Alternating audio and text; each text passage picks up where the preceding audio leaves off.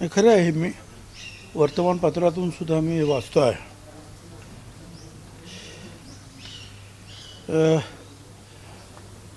फारसं मला काय माहिती नाही या कॅप्टन थोरातबद्दल, पण माझे लोक सांगतात की आपल्याला पण काही लोक सांगत होते की त्यांच्याकडे जाऊन हातबीत काय ते अंकशास्त्र बघावं निवडणुकीचं वगैरे. पण मी काय गेलो नाही, जाऊ शकलो नाही. अंधश्रद्धेपासून दूर राहिलं पाहिजे असं माझं मत आहे. ठीक आहेत, मंदिर आहेत, मंदिरामध्ये तुम्ही ध्यानधारणा करा, योगा करा, प्राणायाम करा, दर्शन घ्या. काही चांगलं काम करणारे सुद्धा जे आहेत, गुरुजी वगैरे आहेत, ते समाजाची सेवा वगैरे करतात. पण अशा काही लोकांमुळे जे आहेत मग ते सगळे एकजात बदनाम होतात. तर आता यांच्याकडे सुद्धा बरीच मोठी मोठी मंडळी येत होते. आता ज्या रुपाली चाकणकर त्या पुण्याच्या, त्यांना काय माहिती इकडे, त्यांना सुद्धा कोणीतरी तिकडे नेलं असेल. कोणी नेलं काय कल्पना नाही, पण नेलं असेल ना कोणीतरी. पण राजकारणामध्ये, समाजकारणामध्ये असलेल्या लोकांनी ह्या सगळ्यांच्या बाबतीमध्ये मला असं वाटतं की काही सीमा आखून ठेवल्या पाहिजेत. कारण आपण जे करतो त्याचा सगळा परिणाम जो आहे हा आम जनतेवर होतो. कारण आम्ही लीडर आहोत, पुढारी आहोत. मग हे मंत्री जातात, मग आपल्याला जायला काय हरकत आहे, एवढा मोठा मनुष्य दिसत आहे, असा हा प्रभाव पाडण्याचे सुद्धा प्रकार खूप होतात. पण ठीक आहे, आता पोलीस चौकशी करतायत, त्याच्यामध्ये काय ते सत्य जे आहे ते बाहेर येईल. आणि त्यांनी जर आणखीन काही चुकीच्या गोष्टी केल्या असतील तर पोलीस त्या संदर्भामध्ये निश्चितपणे जे आहे कारवाई करतील. चाकणकरांचा जो विषय बघितला तर त्यांच्या संस्थांवरच त्या होत्या, त्यामुळे चाकणकरांचा जो विषय बघितला तर त्या खऱ्याच्या संस्थांवरच सदस्य होत्या चाकणकर, त्यामुळे त्या विरोधकांच्या टीकेच्या धनी ठरले. ते आहे ना. आता सतत आपण जायला लागलो आणि एखाद्याला मदत करायला लागलो की मग कोणतरी त्यांना आपलं संस्थेवर सुद्धा घेतातच. चला बाबा, मोठी माणसं आहेत, मोठ्या पदावरचे लोक आहेत, आपल्याला मदत होईल, आपल्याला संस्थेला मदत होईल म्हणून घेतात. घेतला असेल त्यांना. महिला आयोगाचा राजीनामा घेण्यात आला आहे त्यांच्याकडून, रुपाली चाकणकरांकडून. पक्षाच्या महिला प्रदेश अध्यक्ष पदाचाही राजीनामा घेतला जाणार असल्याची चर्चा आहे. असं नाही, हे सगळे निर्णय जे आहेत, शासकीय निर्णय जो आहे आयोगाचा, हा भाग शासनाबरोबर, गव्हर्नमेंटबरोबर येतो, ज्याच्यामध्ये मुख्यमंत्रीसुद्धा आहेत. निर्देश देणारे, आदेश देणारे, माहिती देणारे, घेणारे, चौकशी करणारे, त्यांच्याबरोबर चर्चा करूनच उपमुख्यमंत्री जे आहेत हे निर्णय घेतील. आणि पक्षाच्या ज्या महिला अध्यक्ष आहेत या संदर्भामध्ये पूर्ण अधिकार जे आहेत हे पक्षाला आहेत, त्याच्यामध्ये शासन येत नाही. आता त्या बाबतीत काय करायचं आहे ते पक्षश्रेष्ठी आहेत, आपल्या उपमुख्यमंत्री ताई आहेत, सुनेत्राताई, ही सगळी मंडळी बसून चर्चा करतील आणि ठरवतील. पण सुनेत्राताई या राज्याच्या पहिल्या उपमुख्यमंत्री आहेत महिला, आणि त्यांनी या प्रकरणामध्ये तातडीनं त्यांचा राजीनामा घ्यायला हवा होता अशी पण मागणी होती. नाही, मागणी तर आपण करतोच आहोत, पण एखादा आरोप झाल्यानंतर त्याच्यामध्ये किती तथ्य आहे, काय आहे, हे 1-2 दिवस समजून तर घ्यायला पाहिजे की नाही. पण आमच्यासारख्यांना किंवा सुनेत्राताईंना सुद्धा उपमुख्यमंत्री अनेक कामं असतात, कुठे हा कार्यक्रम, तो कार्यक्रम, त्याच्यातून हे सगळं बघायचं असतं. त्याच्यामुळे काय सत्यता आहे हे तपासल्याशिवाय झटपट असा राजीनामा घेणंसुद्धा योग्य ठरत नाही. तो मग अन्याय होईल. त्याच्यामुळे त्यांनी माहिती घेतली असणार, आणि माहिती घेतल्यानंतर विशेषतः मुख्यमंत्र्यांनी माहिती घेतली असणार, आणि त्याच्यानंतर चर्चा झाली असेल. कारण हे पद महत्त्वाचं पद आहे, आणि त्याबद्दल साहजिकच जे आहेत मुख्यमंत्री आणि ही सगळ्या मंडळीशी चर्चा करणं आवश्यक होतं. चाकणकरांची पण चौकशी करा, त्यांनी अटक करा अशी देखील मागणी होती.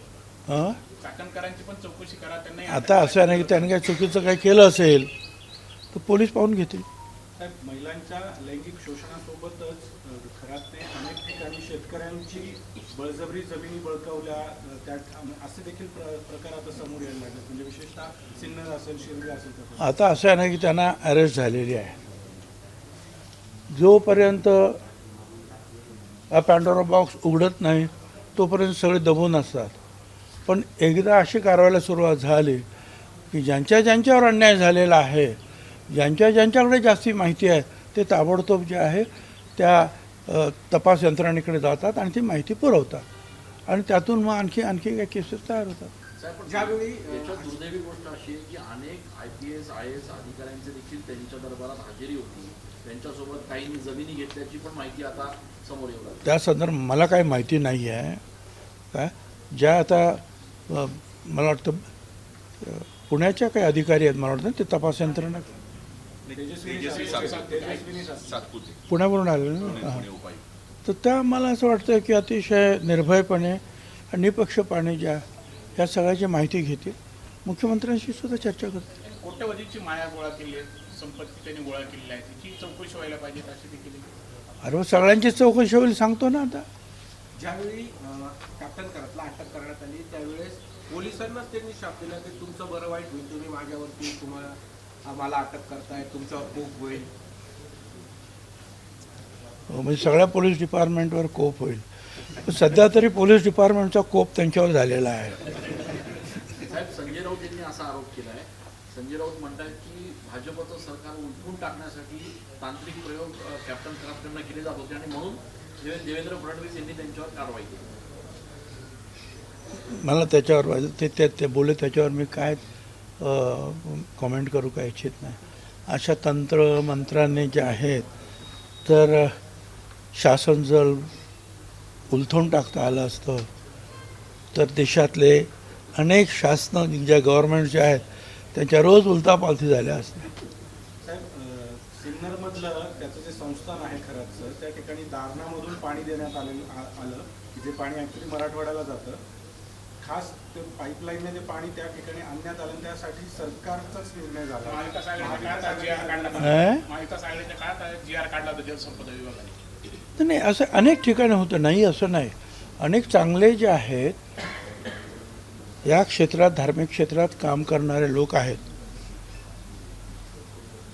त्यांनी अनेकांना ज्या हाताला नोकरी दिलेली आहे, अनेक ठिकाणी पाणी नेऊन जे आहे तिथे चांगली शेती वगैरे करून फुलवलेली आहे आणि स्थानिक लोकांना सुद्धा रोजगार उत्पन्न करून दिलेला आहे.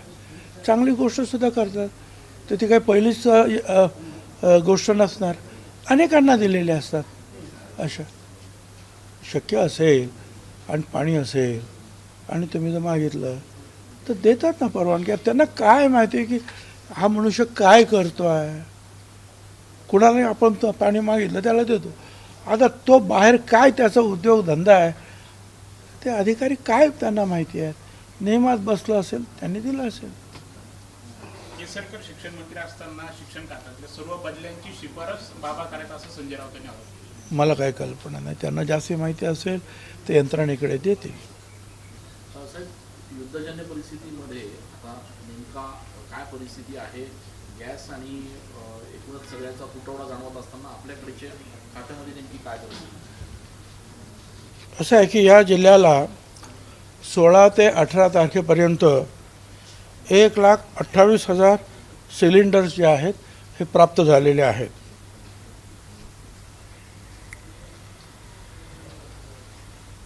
एकशे 35 गॅस एजन्सीज काम करत आहेत आणि या युद्धापूर्वी जेवढा कोटा मिळत होता तेवढाच कोटा आता जिल्ह्याला मिळालेला आहे, देण्यात आलेला आहे. हे खरं आहे की कमर्शियल वापरासाठी हे सगळं घरगुती वापरासाठी मी म्हटलं, पण कमर्शियल वापरासाठी अजूनही केंद्र सरकार विशेषतः काळजी घेते आहे. आणि म्हणून केंद्र सरकारने सुद्धा जे आम्हाला ॲडवायझरीज दिल्या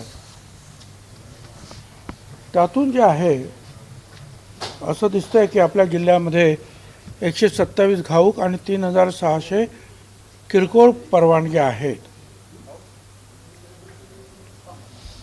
ज्यांनी साठा केला किंवा काळा बाजार केला असा 3 ठिकाणी कारवाया केलेल्या आहेत. 7 लोकांना अटक झालेली आहे आणि 25,73,000 रुपयाची मालमत्ता जप्त करण्यात आलेली आहे. आता एक आहे की केरोसिनमध्ये बंद केल्यामुळं केरोसिन लोकांना पोचवणारी जी एक साखळी होती ती तुटलेली आहे. त्याच्यामुळे ज्या ज्या लोकांना आता पुन्हा हे काम करायचं आहे त्यांना आपण परवानगी देणार आहोत. आणि म्हणून मग सरकारने आम्ही असा आदेश काढलेला आहे या सर्व जिल्हाधिकाऱ्यांना की ज्यांनी परवान्यासाठी नूतनीकरणासाठी अर्ज केलेले आहेत ते सगळे मंजूर केलेत असे समजण्यात यावे. वेळ घालवू नये. सगळं नूतनीकरण जे आहेत परवानेधारक जे आहेत त्यांचं नूतनीकरण झालेलं आहे असं समजायचं आहे. नंतर आवेदन शुल्क, नूतनीकरण शुल्क, विलंब शुल्क हे सगळं माफ करावं असं सुद्धा सांगितलं. 2 वर्षापेक्षा आणि 5 वर्षापेक्षा कमी कालावधीच्या विलंबाची जी प्रकरणं जी आहेत ती गव्हर्नमेंटकडे येत होती. या अशा प्रकरणावर जिल्हा स्तरावरच जिल्हाधिकाऱ्यांनी निर्णय घ्यायचा आहे. म्हणजे त्याच्यामध्ये आणखी वेळ जाणार नाही या सगळ्या गोष्टीसाठी. केरोसिन परवाने वारसाच्या नावे करण्याचे जे काही असे काही प्रलंबित असतील परवाने तात्काळ ते ताबडतोब वर्ग करण्यात यावे. आणि ज्या गावांमध्ये किरकोळ केरोसिन परवानाधारक नाहीत त्या गावामध्ये रास्तभाव दुकानदार जे आहेत त्यांना हे काम देण्यात यावं आणि त्यांना परवाना देण्यात यावा. आता या बाबतीमध्ये जे सरकारने आणि भारत सरकारने सुद्धा आम्हाला कळवलं की अगोदर जे आहे हे स्वयंपाकाचा गॅस जो आहे घरगुती गॅस तो 100% पुरवायचा आणि तो मिळतो आहे अशी माझी माहिती आहे. मग तो LPG असेल, PNG असेल पाईपद्वारे. त्याच्यानंतरचा जो गॅस जो आहे हा शैक्षणिक संस्था ज्या सर्व त्यांना 100%, हॉस्पिटल्स शासकीय असतील खाजगी असतील 100%, शैक्षणिकसुद्धा खाजगी असतील सरकारी 100%, स्मशानभूमी 100%, वृद्धाश्रम 100%, अनाथाश्रम 100%. आणि ह्या ज्या कॅन्टीन्स आहेत मी पुढे ज्यांना ज्या सांगतो आहेत संरक्षण क्षेत्राच्या कॅन्टीन्स आहेत, शासकीय आणि सार्वजनिक क्षेत्राच्या कॅन्टीन्स आहेत, रेल्वेच्या कॅन्टीन्स आहेत, हवाई वाहतूक करणाऱ्यांच्या ठिकाणी कॅन्टीन्स आहेत, पोलीस आणि तुरुंग यांच्या कॅन्टीन यांना 70% कोटा पुरवण्यात यावा. आणि मग औषध उद्योग, बीज प्रक्रिया, मत्स्यपालन, स्थलांतरित कामगार फक्त रिफिलिंगसाठी, corporate canteen, industrial canteen, corporate guest house, अतिथीगृह, अन्नप्रक्रिया उद्योग, दुग्ध उद्योग, शासकीय PSU आणि LPGC निगडीत मॅन्युफॅक्चरिंग अँड सर्व्हिसेस त्यांना 50%. ह्या ॲडवायझरी ज्या आहे ज्या भारत सरकारने आम्हाला कळवल्या त्या आम्ही सर्व जिल्हाधिकाऱ्यांना कळवलेल्या आहेत. तूर्त तरी असं वाटतं की ठीक आहे की अधिक काही आता हा जागतिक प्रश्न आहे. हा फक्त काय नाशिक जिल्ह्याचा किंवा महाराष्ट्राचा किंवा देशाचा नाही. जपानपासून युरोप अगदी अमेरिकेतसुद्धा त्याचे भाव वाढले आणि युद्ध जे आहे अजून काही समाप्तीच्या मार्गावर आहे असं काही एकूण काही दिसत नाही. परंतु भारत सरकारनं काही वेळेला रशियाकडून, काही व्हेनेझुएलाकडून, काही इराणकडून, काही इतर ठिकाणावरून अशा ठिकाणून जास्तीत जास्त जे आहेत या जे पेट्रोलियम पदार्थ जे आहेत आणलेले आहेत. इराणने सुद्धा त्या होर्मुझच्या खाडीमधून आपली काही जहाजं सोडलेली आहेत. त्यामुळे आणि भारत सरकारनं हे HPCL, IOCL जे आहेत ह्या ज्या सरकारी कंपन्या आहेत रिफायनरीज त्यांना सांगितलं आहे की प्रोपेन आणि बुटेन याचा सगळा वापर जो आहे हा LPG साठीच करायचा आणि जास्तीत जास्त LPG 9,000 मेट्रिक टन होतं ते 11,000 मेट्रिक टनवर त्याचं उत्पन्न वाढवलं गेलेलं आहे. तर अशा ठिकाणी भारत सरकार महाराष्ट्र सरकार या बाबतीवर रोजच्या रोज त्याची माहिती घेऊन लोकांना त्यांना आश्वस्त करण्यात येत आहे. काही ठिकाणी खरोखरच आपण देऊ शकणार नाही अशा वेळेला अडचण आहे. 3 ठिकाणी जिल्ह्यामध्ये जवळपास पंपाचे जे सेंटर आहेत ते बंद आहेत गॅस HPCL BPCL जे सिन्नर नाही आता आपण माहिती घेतोय किती आहेत हे तुम्हाला मी सांगितलं. 127 घाऊक आहेत, 3,600 जे आहेत हे किरकोळ परवाने आहेत. आता हे सगळं मी तुम्हाला सांगितल्यानंतर साहजिकच हेच अनेक लोक पुढे येतील आणि हे मी तुम्हाला सांगितलं त्यांना परवानगी वगैरे ते देण्याच्या ज्या काही प्रोसिजर्स राहतील ते त्यांना परवाने मिळाले असं समजण्यात यावं. वारसाला देण्यात आले वर्ग करण्यात आला असं समजण्यात यावं. म्हणजे याच्यात अजिबात वेळ घालवायचा नाही अशा प्रकारच्या सूचना देण्यात आलेल्या आहेत. साहेब अनेक ठिकाणी काळा बाजार झाला, 2-3 ठिकाणी त्यांना मी सांगितलं तुम्हाला काळा बाजारमधले 3 ठिकाणी कारवाई झाल्या. अजूनही आमच्याकडे जे काही माहिती होईल आम्ही त्याच्यावर कारवाई करू. 7 लोकांना अटक केलेली आहे आणि 25,73,000 रुपयाचा माल जप्त करण्यात आलेला आहे. साहेब जामनगरमधनं आपल्याकडे जो पुरवठा होतो गॅस येतो त्याचा माल सध्या आलेला नाही आहे, त्याचा शॉर्टेज असल्याची माहिती मिळते. आपण या संदर्भात काही माहिती देणार आहात? असं आहे की आपल्याकडे जो आहे हा पूर्वी जेवढा येत होता तेवढाच माल तेवढाच जे आहे LPG वगैरे आज येतो आहे. परंतु संपूर्ण देशामध्ये पूर्णपणे सगळ्यांनाच जे आहे हा LPG किंवा PNG मिळतो असं नाही. ज्या अडचणी आपल्याकडे आहेत त्या अडचणी गुजरातमध्ये आहेत, कर्नाटकमध्ये आहेत, तेलंगणामध्ये सगळे आणि याच देशात असेच नाही, जपानपर्यंत सगळ्या देशांमध्ये या अडचणी आहेत. साहेब घरगुती गॅस जो आहे जो पाईपलाईनद्वारे दिला जातो, विशेषतः मुंबई पुण्यामध्ये घरगुती गॅस पाईपलाईनद्वारे दिला जातो. त्या ठिकाणी काही वेळ निश्चित करून देण्यात आली का? कारण काही ठिकाणी असं म्हटलं जात आहे का 3-3 तास हा गॅस पुरवठा होणार आहे घरगुती गॅस. माझ्याकडे ती काही माहिती नाही आहे, परंतु PNG आणि LPG तूर्त तरी घरांसाठी पूर्णपणे पुरवला जात आहे. धन्यवाद सगळ्यांना. नाशिकमधला माडा घोटाळा सध्या चर्चेत ठरतोय. मोठमोठे बिल्डर यामध्ये अडकलेले आहेत. हं? मोठे बिल्डर यामध्ये अडकलेले आहेत माडा घोटाळ्यामध्ये नाशिकच्या. एकंदरीत त्या संपूर्ण प्रकरणात तुम्ही कसं बघताय? कारण काही शासकीय यंत्रणा देखील यात सहभागी असल्याची शक्यता. मला काही कल्पना नाही, परंतु मला सुद्धा आश्चर्य वाटतं. कारण आपल्याकडे अशा प्रकारचे जे आहेत बिल्डर्स किंवा बांधकाम जे करणारे जे लोक आहेत हे यांच्याबद्दल अतिशय लोकांना विश्वास होता आणि चांगलं काम करतात असं मी सुद्धा अनेक वेळा म्हटलेलं आहे. परंतु आता जी काही माहिती पुढे येते त्यामध्ये किती तथ्य आहे, किती खरं आहे ते आता सरकार आणि इतर सगळ्या ज्या यंत्रणा ज्या आहेत ते तपासून पाहत आहेत. आणि मला असं वाटतं की ह्या लोकांनी जे आहेत त्वरित जे सरकारला म्हाडाकडे देणं आवश्यक आहेत जेवढे फ्लॅट्स वगैरे ते त्यांनी सुपूर्द केले पाहिजेत किंवा त्याच्या बदली काय जो आहे पैसे वगैरे काय भरायचे असतील ते भरले पाहिजेत. पण त्यांनी ही गडबड केली आहे हे दिसतं आहे आणि ती एकाने अनेकांनी केले असं वाटतं.